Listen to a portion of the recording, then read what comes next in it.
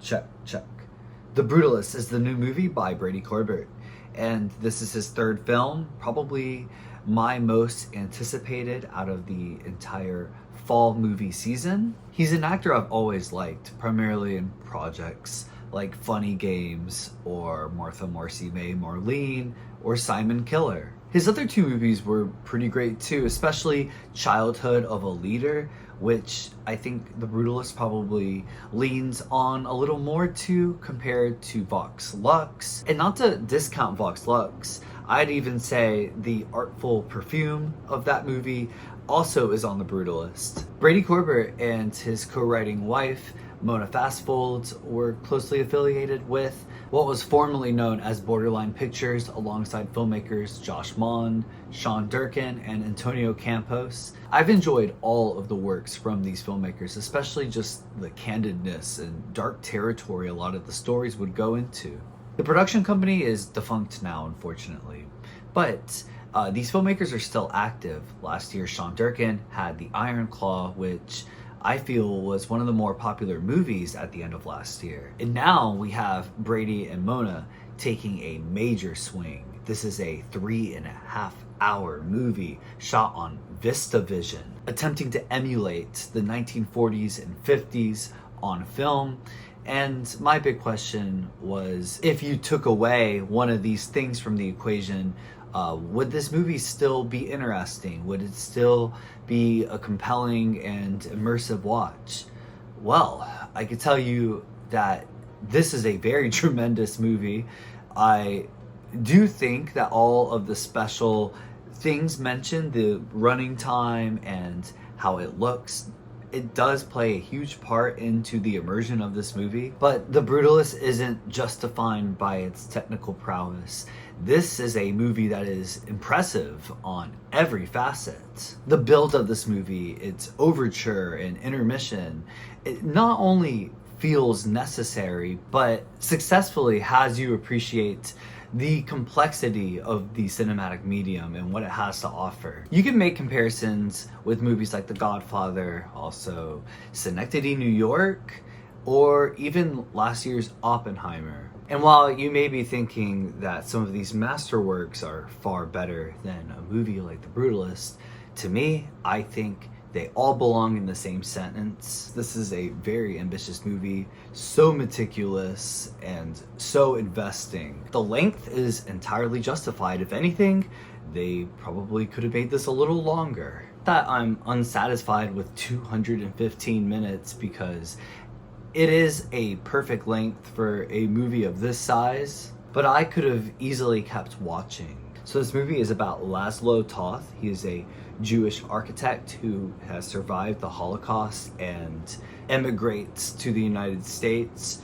We follow everything from poverty to betrayal to the joys and luck that he finds. This starts off with such a cinematic jolt. We get character development within the first couple minutes. There's a lot of dialogue, archival footage, and stunning visuals. This crescendos into a jaw-dropping cinematic beauty with all of the mediums at play. The music is overwhelming and the images just steal your attention. It's also very apparent the kind of dark psychology that you're going to be getting on this movie from very early on. This is a very easy movie to get lost in. I love the specifics here, the old cars, also the vintage suits. It was noted that this was a pretty small budget, and it does not feel that way at all. If anything, this movie just feels out of this world. And I love the scenes where people are entertaining themselves at home in a pre-TV age, and they're like dancing and drinking. Also, the setting of Philadelphia, a very historical city, it is just so American and it fits the backdrop of the story in such an interesting way. We follow the character Laszlo through everything, whether it be his demons, marriage, his friendships, how their decisions have impacted his life in both positive and negative ways. This whole thing might sound kind of bookish, but It is a pretty straightforward movie. There's not really a bunch of metaphors here. Dreams do play a huge part, but everything, for the most part, feels very grounded. I thought Adrien Brody was marvelous in this movie. When watching Laszlo, I was not thinking of Adrien Brody at all when watching his character. Also, Felicity Jones, in the way that she kind of takes the steering wheel from the movie, one point or another, she is just magnetic and believable. Guy Pearce is great, and I could see him getting a supporting actor nod for this movie, but Joe Alwyn is absolutely worth mentioning. He's so good here. He understood the assignment so well.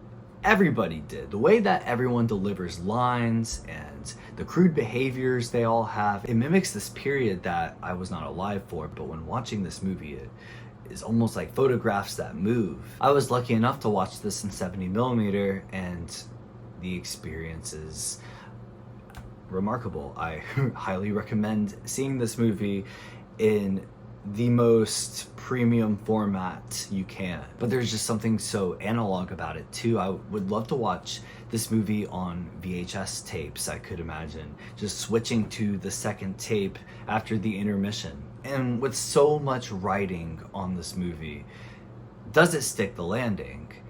Well, I found it peculiar, but I'm still satisfied with how this movie wrapped up.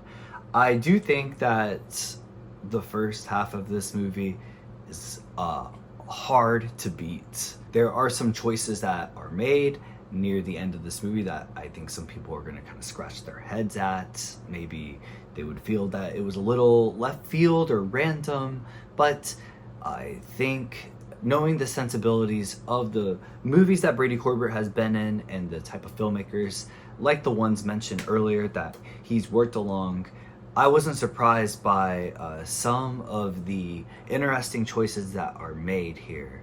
Overall, this is so worth your time. What a great movie. What a great experience. Believe the hype. I loved it. I would give this a 9.0. The Brutalist is released by A24. It'll be in theaters December 20th, 2024. Thank you for watching.